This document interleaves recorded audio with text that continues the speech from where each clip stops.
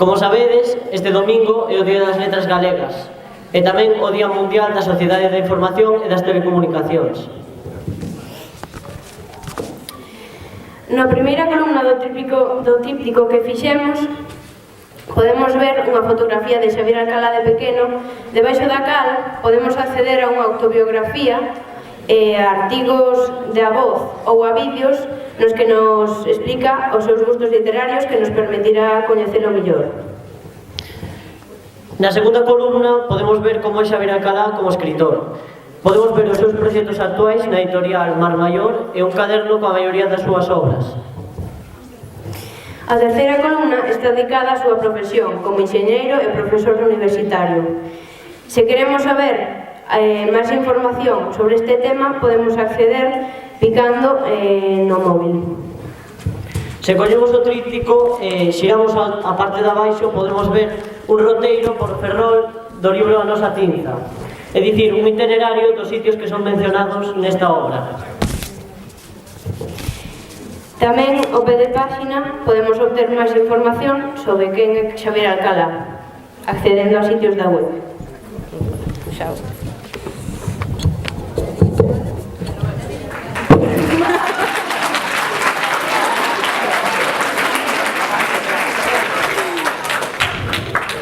Doulle paso agora a Xavier Alcalá para que dé a súa conferencia.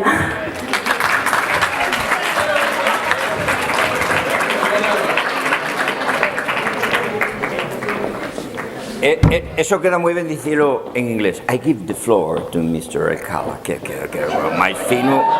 Mima! Que finura! Moi boas tardes. Escoitaseme ben? Ben, vale, moi ben. Vou vos empezar a contar mentiras contando unha que sempre me pasaba na facultade en informática. Eu daballes clase ali dunhas cousas terroríficas cago no vento. Entón, empezábamos todos os anos e sempre dicía o mesmo: si, eu son o da nosa cinza, pero aquí imos falar de redes de ordenadores. De acordo?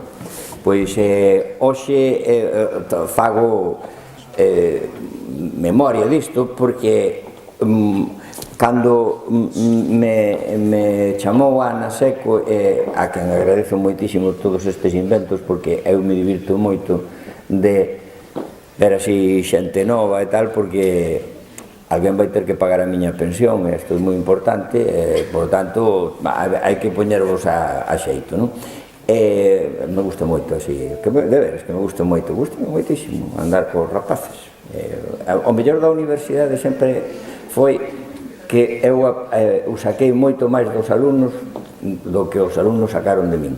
Eso é, en fin, eu veño a aprender. Pero bueno, deixademe que enfíe a cousa.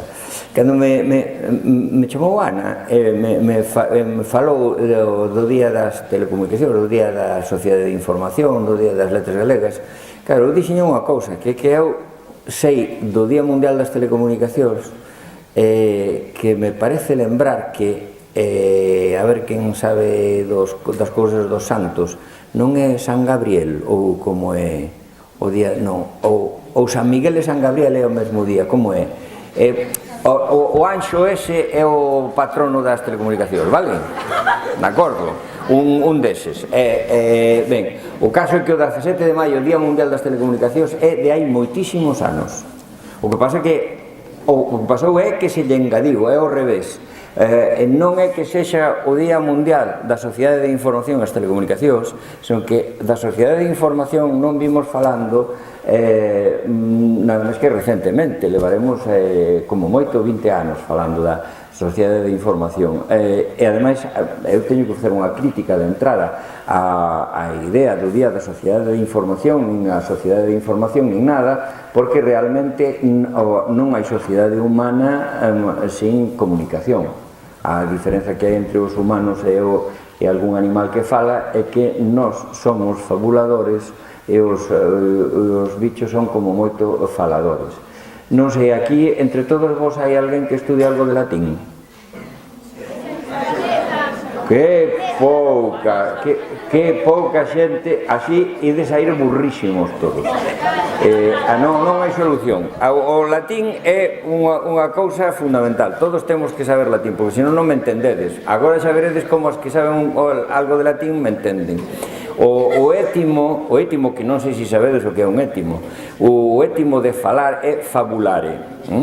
O que pasa é que dentro da evolución dos idiomas hai unha cousa que se chama a deriva semántica, que non sei se sabedes o que é a semántica, pero que, desde logo, así non podes facer ninguna carreira.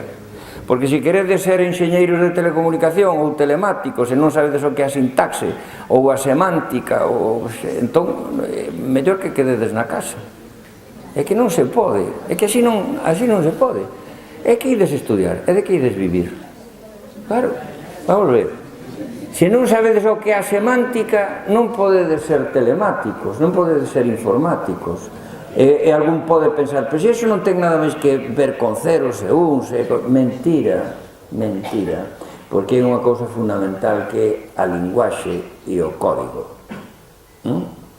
Para estudar a comunicación entre máquinas e máquinas, ou persoas e máquinas, ou persoas e persoas, hai que coñecer o código, e hai que, para coñecer o código, coñecer as chaves do código, e nas chaves do código están cousas tan simples como a gramática. Que me querías dicir?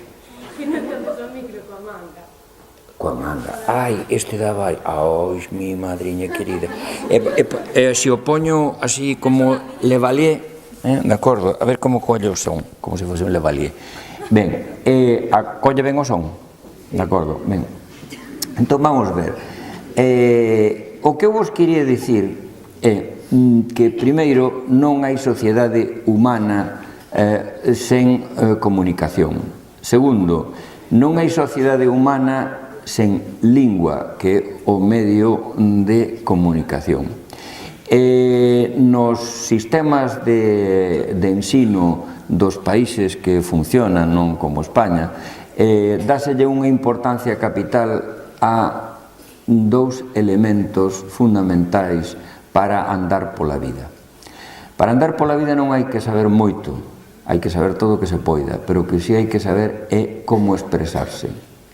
Ninguén pode andar ben pola vida se non coñece a linguaxe humana e a linguaxe matemática.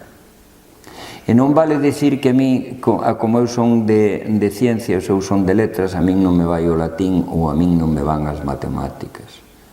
Eso é, como dicía don Manuel Pérez de Arévalo, que era un señor moi simpático, un grande profesor, un dos profesores vocacionais máis importantes que pasaron na historia de Ferrol, por non decir o máis importante polo simpático que era. Dicía, non, se veñen aquí os pais e din, non, en fin, o meu fillo e tal, e temos que dicir, sí señora, sí, o seu fillo vale moito, pero é que non se aplica. E dicía, eso é mentira, o que non se aplica é que é parvo. De acordo? E o que hai que aplicarse fundamentalmente é a como transmitir. Porque pode ter grandes pensamentos ou grandes sentimentos, pero se non sabe como transmitir non vai a ningures.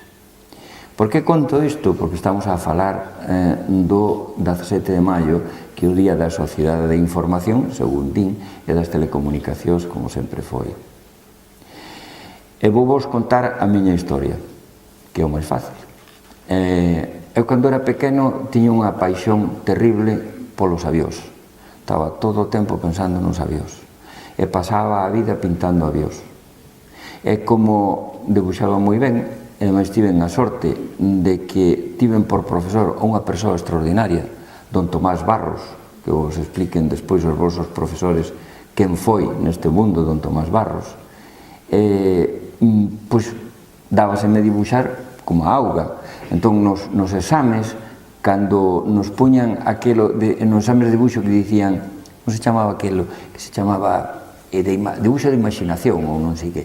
Entón, eu pintaba avións diferentes, con estilos diferentes, e repartía polos meus compas. Entón, sobre todo había algún que era burrísimo, que era incapaz de dibuixar nada. Eso non quere dicir nada, porque, por exemplo, o que peor dibuixaba era o máis listo de todos nós, porque ese estudaba matemáticas sen escribir. que eso nunca o vin na vida, nada máis que no caso daquel monstro, que anda por aí e que é médico, que non ten nada que ver. Quero dicir que o de dibuixar era unha arte, os avións se me daban moi ben. Eu, o primeiro que quixen estudiar foi enxeñería aeronáutica. Fun por ali e vin que aquilo non me enchía. Entón, cambiei-me inmediatamente ao máis estúpido que podía facer. Como o debuxo era o que se me daba moi ben, fun a arquitectura. Pero entón, estando ali en arquitectura, vin que aquilo tampouco me interesaba. Entón, ia aprobando as materias comuns do que se chamaba o selectivo das carreiras técnicas, e como non sabía que facer, fun estudiar a Facultade de Físicas. E fixen a cousa máis rara que fixo ninguén, que é que, estando en terceiro de Físicas, de repente vin que abrían unha escola nova ao lado de Físicas, que era a Escola de Telecomunicación, e foi unha inauguración, porque estaba ao lado. Entón, era unha exposición, aquilo era unha cousa moi bonita. A escola aquela foi no seu día un avance, supuxo un avance na arquitectura moi interesante. Fun alá, entón foi cando, como San Paulo, pois caín da burra de alguna maneira, e me dei conta de que o que me interesaba era comunicar, e que non había mellor maneira para comunicar que estudar telecomunicación, porque cando un quere comunicar, en principio fai coa voz, pero non sei se sabedes que a onda de presión sónica perde potencia co cuadrado da distancia, ou densidade de potencia, mellor dito. Entón, consecuentemente, non se chega moi lonxe coa voz, e ademais no tempo dura o que dura o discurso. Despois ven a posibilidade de entrar no que é o discurso escrito, que permite dúas cousas: a perduración no tempo e o traslado na distancia. Pero non hai nada como chegar lonxe co propio discurso e chegar tan lonxe como é todo o mundo, darlle a volta ao mundo. Iso foi o que me ilusionou e definiu o que sería xa a miña vocación. Non hai sociedade que poida funcionar sin comunicación. Non hai comunicación posible entre os humanos sin idiomas, non idiomas. O normal é, como diría fundamentalmente Pessoa, pero a continuación esa de Queirós, que o repetiu de outra maneira, hai unha patria que é na que transcorre todo o pensamento, o sentimento que importa, que é o idioma. Un idioma. E despois, como dicía esa de Queirós, con moita gracia, porque el era diplomático e falaba moitos idiomas, e din as malas linguas, que escribía en francés e se traducía ao portugués. Dicía que hai que falar ben unha lingua que é na que transcorre todo o importante, e despois, de resto, dicía el, de resto, moitas máis, mas con aquele acento chato e fraco que denuncia o estrangeiro orgullosamente mal. Isto é importante. É dicir, hai que non tentar tampouco querer parecer como o estranxeiro o que se imita. Chega ben con que se fale todo o mellor posible, e que se fale cantos máis mellor. Cantos máis códigos, mellor. E volvendo ao código, se estamos no Día da Sociedade de Información, ou falando do Día da Sociedade de Información e das Telecomunicacións, insisto, non hai nada que funcione sen código. Cando eu estaba non recordo, debe ser en cuarto, por aí, creouse a primeira cátedra de informática que houve en España, na Escola de Telecomunicación de Madrid. Non sei se veríades que España, xunto con Francia, pouca xente a fala. A ver, quen fala aquí un pouquiño de francés? Vale.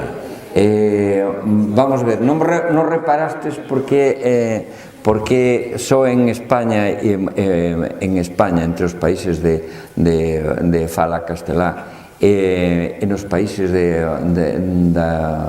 fala os francófonos, son os únicos países nos que se di ordenador ou ordinateur, non?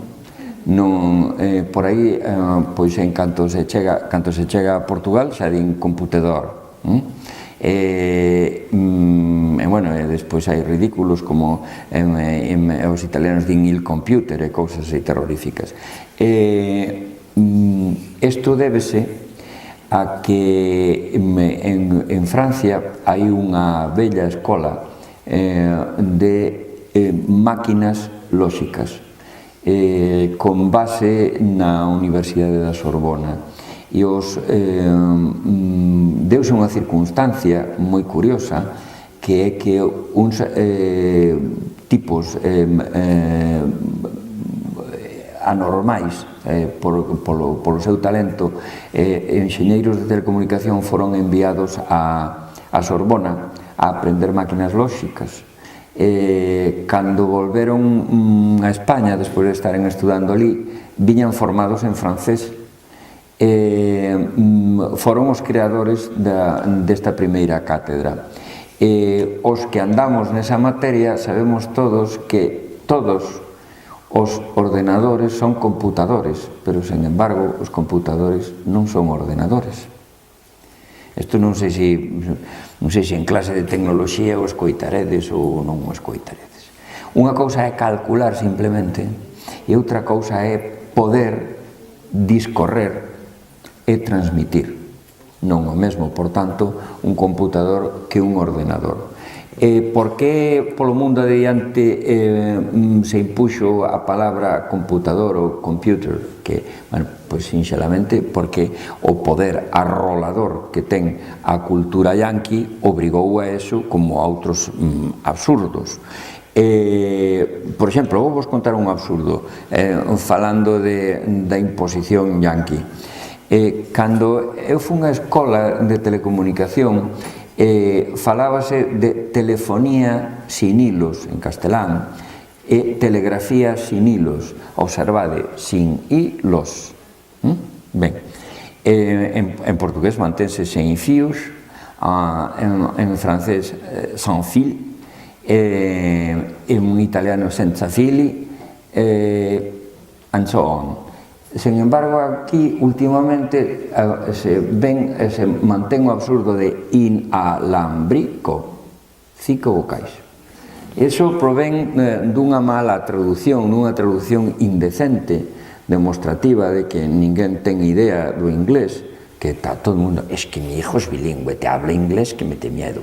Nin idea, porque wireless non quere decir inalámbrico, porque o que quere dicir é inhílico, en todo caso, se se traducise, porque wire, nese caso en inglés, non é arame, é fío.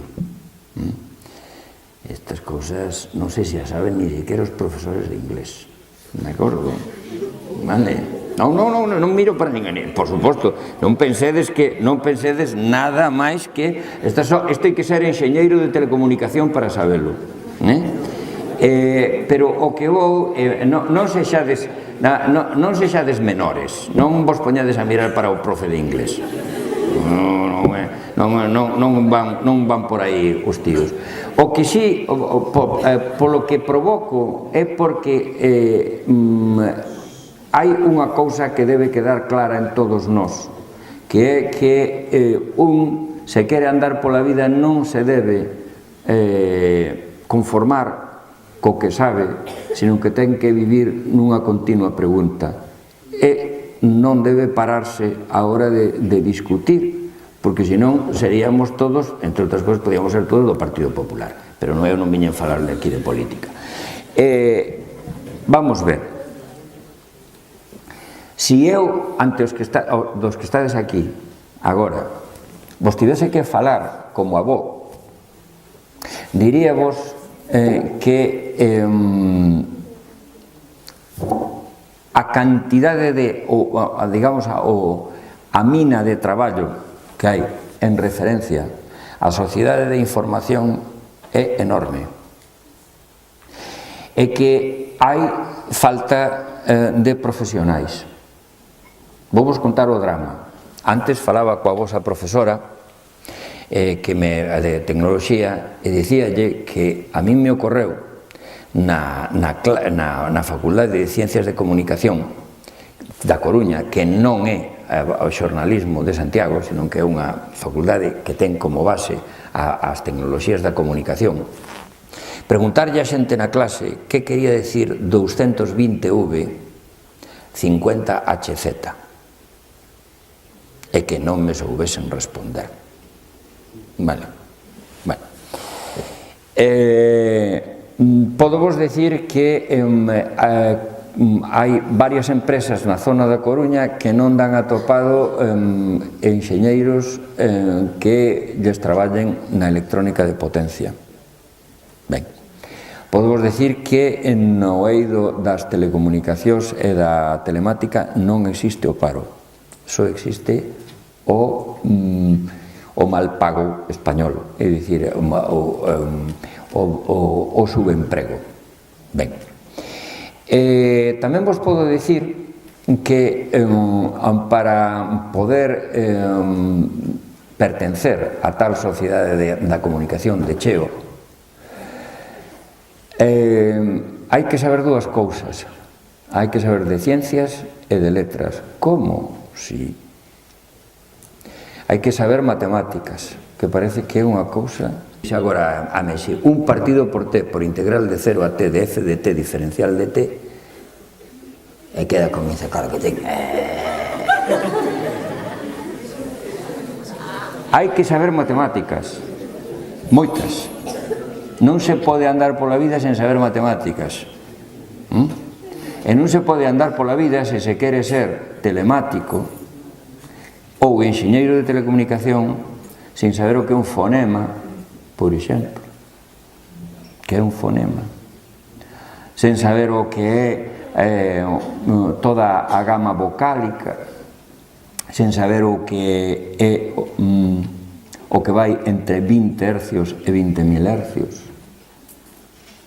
sen saber o que é a escala de cores, as cores básicas.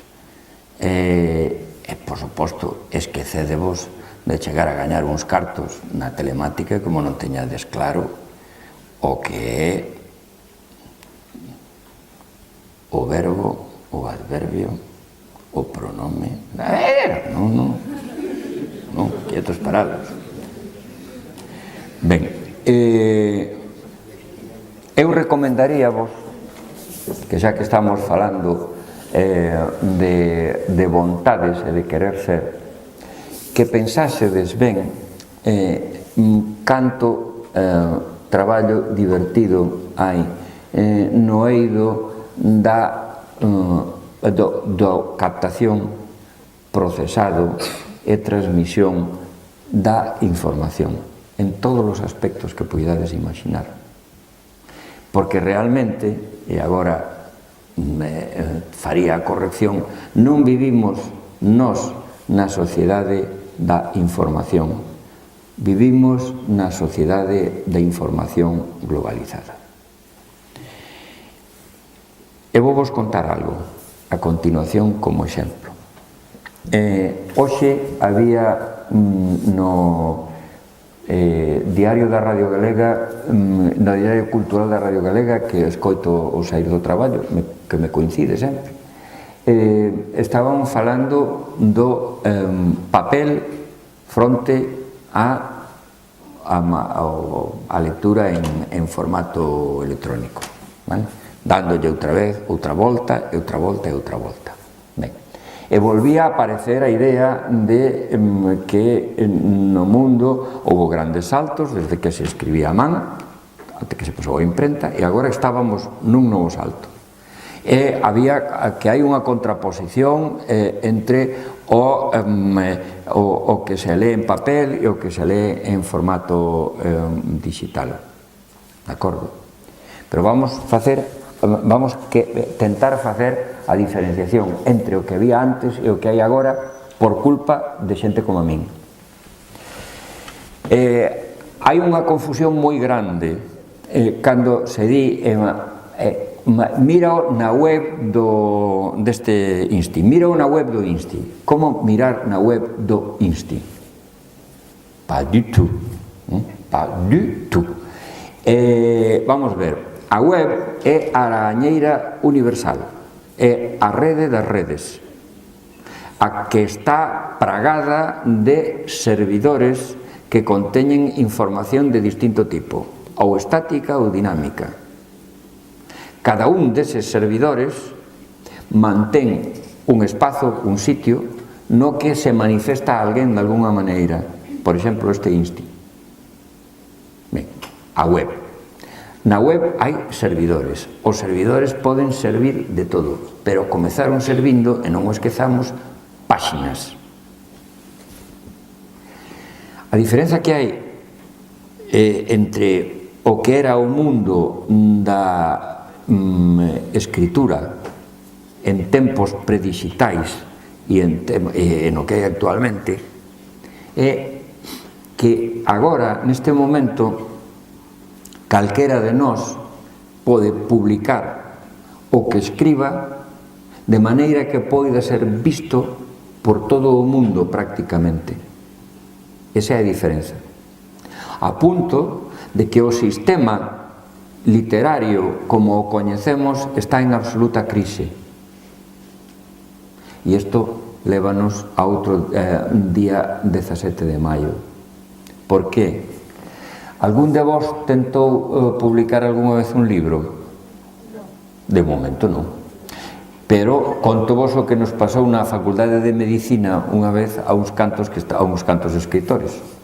Déronnos de beber, era pola tarde, en vez de auga fresca, viño fresco. Entón, in vino veritas, que non sei se o entenderedes, porque como non sabedes nada de latín, empezamos a soltar. E houve un que dixo que a diferencia que había entre nós e vos era que os que estábamos aquí tiñamos a cara moito máis dura que a vos, porque tivéramos a cara de mandar calquera merda a calquera concurso. De acordo? Que é como se empeza. Ben, o proceso normal é alguén escribe un original e manda un concurso ou leva directamente a un editor que o mira e ve se arrisca o diñeiro en publicar aquela porquería ou lle parece que vai gañar cartos con ela.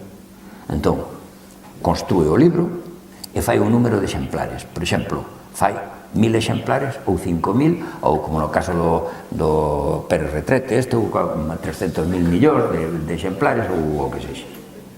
E ponos no mercado. Entón, eso un distribuidor levaos ás librerías. Nas librerías expóñenos. Calquera de vos vai por ali e di: este libro gusta, non me gusta, compro ou non o compro. Se non o compro, como o libro está en depósito ou consignación, despois hai que volver con ese libro que non se vendeu a un almacén. Os almacéns énchense, entón prodúcese o máis triste de todo que se produciu sempre durante o tempo predigital da escritura, que é o papelote. Os libros non se pode facer nada con eles. Onte dicíame a xerente da editorial Galaxia que o problema do libro é o non retorno. E ten toda razón, porque esa muller mira as contas. Isto mudou radicalmente. E estades nun mundo que mudou todo, e sodes vos. E vos sodes os que teñen que intervir nese mundo. Se queredes, tamén podedes seguir xogando fútbol, ou mirando fútbol, ou como fan na Coruña, cando teñades un fillo, xa lle poñedes a esa, como lle chaman, a camiseta do Depor. Que ollo, que eu non me estou metendo co fútbol deporte, nin siquiera co fútbol profesional, pero non co que temos. Outro día custoume 240 pesos ao camiñar, ir no taxi pola avenida Cabildo de Buenos Aires, porque saían os nachos do River e tal, estaban bom, bom, bom, bom, cruzábanse no medio da avenida e non se avanzaba. Hai que acabar co fútbol, con ese fútbol, e con Messi. Dixo, fundamental. Cando chegue ao poder, o primeiro que fago é meter o Messi no cagarrón. Vamos ao que importa. falando en serio, moi en serio, vos estades noutro mundo, e vou vos decir algo radical. Neste momento non hai ningún músico, os músicos ainda se van salvar polo que vos vou decir, ningún músico, nin ningún autor literario que teña garantidos absolutamente os dereitos de autor. É imposible. Cóllese un libro, aquí estes señores saben deso, póñense un robotiño deses con dúas cámaras, empeza a facer o chum chum chum chum chum chum chum chum, cópiase, métese no OCR, a continuación pum pum, e aparece ali nun servidor. Sabedes o que lle fixeron a tolería esa estúpida do Harry Potter ese a último que vais a publicar, estás esperando que se publique en castelán, vai ver o Harry Potter. Sabedes que lle fixeron? Colleron en inglés, repartírono entre non sei canta xente por aquí por España, e por ese método colleron as páxinas en inglés, traducíronas e deronlle a volta, e antes de que saíse o Harry Potter xa estaba traducido e estaba nun servidor da web por aí tirado e todo o mundo mirando no telefonillo. Xa está, acabouse, e ese é o voso mundo, de acordo? Non se pode parar o proceso literario.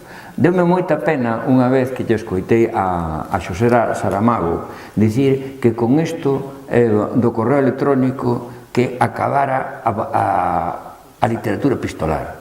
Mentira, nunca tanto se escribiu. O que pasa é que hai xente que escribe como escribe con isto, comendo a mitad das palabras, e outros que, cuidado, cando se quere facer as cousas ben, fanse, pero fanse moito máis rapidamente. Non hai por que parar de escribir. E iso, veredes onde leva. Primeiro, a desmontaxe do sistema literario. Segundo, a outro tema que estamos vendo aquí atrás, porque antes estes presentadores que falaron, e que seguro que fixeron cun profe e todo eso, porque eles son son rapaces avanzados, pero seguro que un profe houbo detrás, seguro. Ben, porque eso estaba moi ben estruturadiño, e seguro que houbo axudas, pero así aprendeu todo o mundo. Eles estaban facendo outra cousa máis, estaban facendo o que é a chave do mundo que vivimos, que non é, dicir, sempre se fala de que o gran xenio do século XX foi un físico chamado, como se chamaba? Einstein, din, non señor. O grande xenio do século XX é un físico de partículas que se chama Timothy Berners-Lee, que é un señor dos meus anos, e que foi o que tivo a idea de converter a internet na web. Mirade, Tim Berners-Lee, ese foi o home que cambiou o mundo no século XX. No ano 95, hai agora 20 anos, o mundo deixou de ser o que era antes e empezou a ser o mundo no que vos estades. No cal, pódese seguir escribindo con algo que vimos antes, coas hiperligazóns que nos levan dun sitio a outro, dun servidor a outro, danzando dun a outro, para encher de información especializada todo aquilo que nos queremos. E iso a continuación nos leva a outra cuestión, que antes só había medios monomediáticos. A televisión era a televisión, aínda que é bimediático, porque ten imaxe e son. A radio era a radio, o xornal era o xornal. Hoxe, no Diario Cultural, había un señoriño de ideas avanzadísimas, como para sentalo entre vós, que estaba moi preocupado porque xa non se publicaban libros en papel, que as administracións non promocionaban os libros en papel para os estudantes. Gravísimo, cando calquera de vós anda pola casa con 4 trebellos destes e vai preparando todos os chollos que teña que facer sin preocuparse para máis. É necesario o papel? Unha grande dúbida. Pero ademais, vivimos nun momento en que o monomediático pasa a ser hipermediático. A ver como, se eu antes tiña un libro e no único que tiña no libro o único que tiña eran ilustracións, un libro de xeografía que me mostraba unha foto dunha montaña, hoxe eso en pantalla o que me permite é que nada máis cun clic vai a parar a outro servidor onde están esas montañas, e dese servidor vai a parar o que é a definición dun río, e da definición do río vai a parar a fauna acuícola, e da fauna acuícola vai a parar a calquera cousa. Vou concluir con algo que é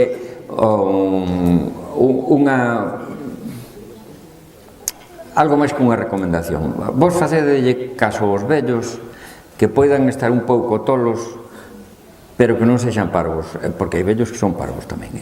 De feito lle botan o PP e todo. Non sei por que dixen nada deso, pero está...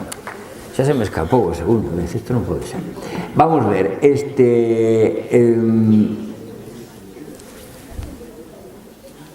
hai algo que nunca vai cambiar nos humanos, que é a nosa condición de fabuladores. Nós non falamos, nós fabulamos, contamos, relatamos. Cando chegades ao luns, os vosos profes teñen vos que aturar, porque non facedes nada máis que falar do que pasou na fin de semana. Os rapaces da maldición do fútbol e as rapazas de certas ilusións, de certas posibilidades.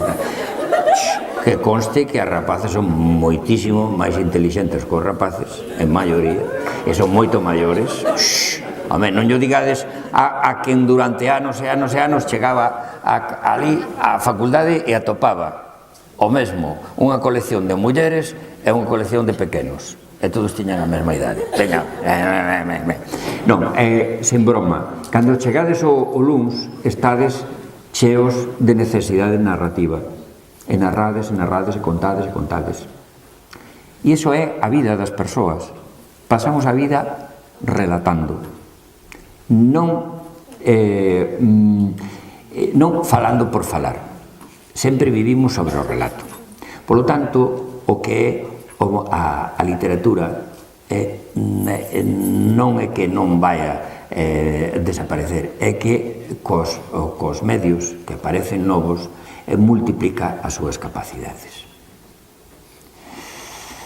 Ora, sempre haberá cos novos media que aparecen posibilidades de interpretación do discurso que non sexan exclusivamente do discurso falado e transcrito, innegablemente.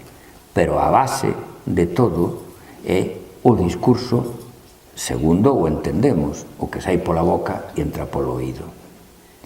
A transposición á literatura, á escritura, é o paso inmediato. E non todo o mundo ten a mesma necesidade natural de expor en formato escrito o que sente e pensa. Hai moita xente que naturalmente fala moito, hai grandes narradores naturais, de palabras, os narradores orais, que non ten unha avoa divertida destas que contan, non? Que eso, a pena que as deixemos sin gravar, pero bueno, esta é a realidade. Hai outra xente, sen embargo, que ten a necesidade de deixar por escrito o que pensa e sente. Non hai ningunha condición que faga mellores ou peores as persoas en función de que teñan ou non teñan a necesidade de escribir. Ora ben, tamén vos vou dicir outra cousa, en paralelo. Nunca vin dirixindo unha empresa, e menos unha empresa importante, ninguén que non fose moi bo lector. No caso da empresa maior na que traballei, que éramos 3.700 persoas, o director xeral era enxeñeiro de camiños, doutor en económicas, falaba varios idiomas bastante ben. Un día nos contou que tiña unha biblioteca de 5.000 volumes de poesía en diversos idiomas. Por que digo isto? porque quen non lé nunca falará ben e nunca escribirá ben. Estes días estou constantemente escoitando os bárbaros estes dos políticos que temos na corte dos milagres na que vivimos.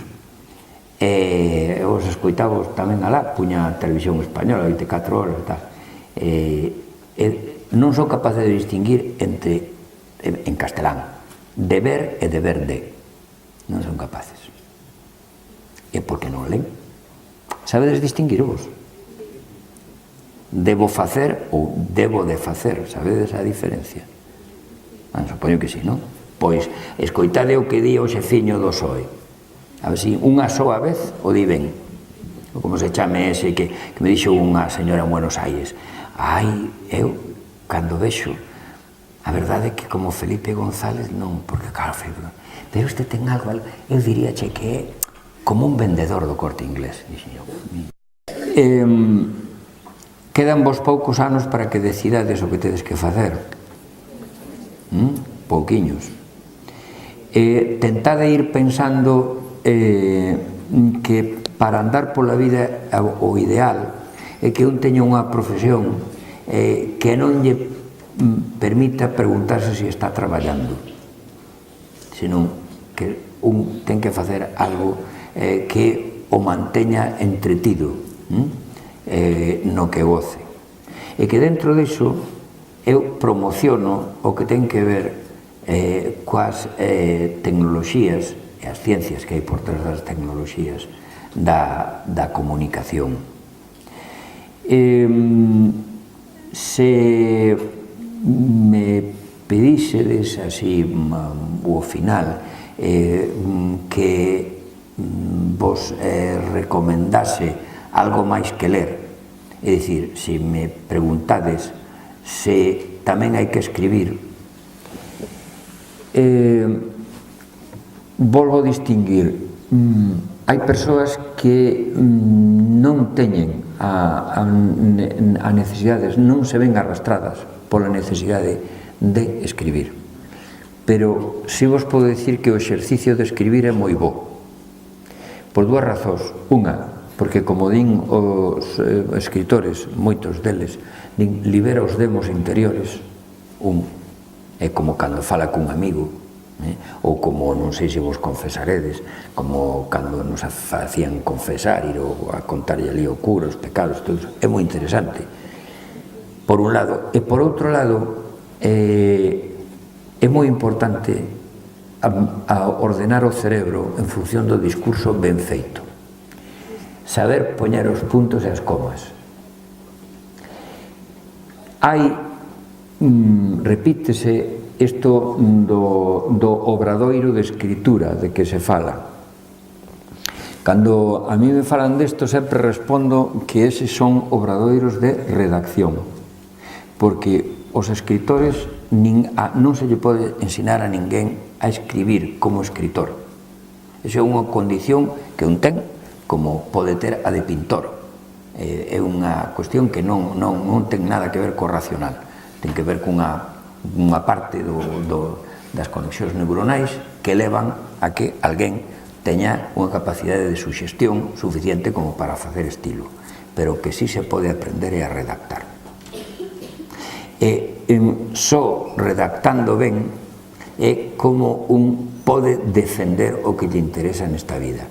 De momento vos non empezastes a mandar currícula por aí adiante, nin vos vistes na necesidade de redactar un proxecto para poder vivir de algo, nin fixestes unha proposta para tentar que vos dean unha bolsa de investigación, nin nada diso, polo momento. Pero pensade que o que quere facer algo na vida ten que pasar por algún momento no cal a redacción, a maneira de redactar, lle valla para seguir adiante ou para que o paren. E iso, insisto, dándolle a volta, só se consegue lendo moito. E xa vos vou deixar tranquilos porque vos metín unha malleira do demo. Acabo dicindo, non me fagades ningún caso, seguide facendo o que vos pete, que iso é fundamental na vida. Procurade non lle facer mal a ninguén. E outra cousa moi importante, non que irades vivir de moca, porque nacestes nun mal momento no mundo. No mundo, polo menos no mundiño este en que estamos. Cando eu era pequeno, os pais tiñan moitos fillos. Entón, como dicían daquela, se algunha cría sae mal porque se perda non pasa nada. Entón agora, cantos de vos tedes irmáns? Seguro que sodes fillos únicos a maioría. E xa é moito. Bueno, cala, sodes casualidade os que tedes un par de irmáns xa, de coña. E non é o mesmo perder unha cría agora que perdela antes. Entón estades moi ajarimados, demais. E non vos botan da casa, o que fai este Larchán aquí con 25 anos fora, que vai a pedir por aí e tal, eso non se fai e tal. Entón estades nun momento en que podedes facer moito mal porque non se vos fixo serdes traballadoriños. Eu veño de estar agora na verdadeira capital de Galicia, que é Buenos Aires. Se vos vísedes cada aventura que me conta cada un dos que aínda viven dos vellos, como chegaron alá cunha man diante e outra atrás, é o que tiveron que facer para vivir. Vos imaginades o que é chegar, que te reclame un tío carnal, que te leve pa ali e te leve para a tenda que ten e che faga dormir en riba do mostrador. E vos aquí, dormindo sempre na camiña quente. Estamos nun mal momento. E que para sairmos dese mal momento non queda nada máis que ter esperanza en vos, porque os vellos xa non podemos fazer máis nada. Tedes vos que formar, tedes vos que divertir, e aparte diso, tedes que andar mirando pola vosa vidiña e pola vida dos vellos, que non sei, temos moita culpa por traervos a este mundo, pero tamén tiveron culpa os nosos pais. E aquí estamos.